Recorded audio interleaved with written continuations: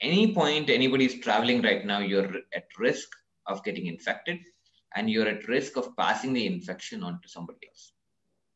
One of my family members is getting married in US next month, but we decided not to travel because we thought we would be putting everybody else at risk.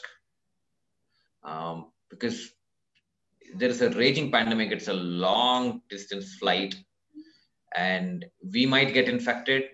And ideally, in such high-risk situations, you should quarantine yourself for several days, okay, without necessarily exposing yourself to others. And if you just go and get a PCR or a COVID, whatever type of COVID test, it may not necessarily pick it up right away because COVID testing is really positive only after 3 or 5 days of even you catching the infection.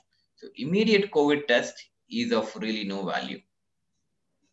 It may not pick up anything. Many flights, actually, international flights, almost everybody right now, mandates that you need to have a COVID negative test within 3 days, 72 hours of the travel right now. So those guidelines are there before you even get onto the plane. Once you land, you have to be really judicious in terms of who you're exposing and how much you're exposing. Let's say there are some people who are elderly or at high risk of COVID. It is really not safe to expose them to such a high risk scenario because you may even be asymptomatic.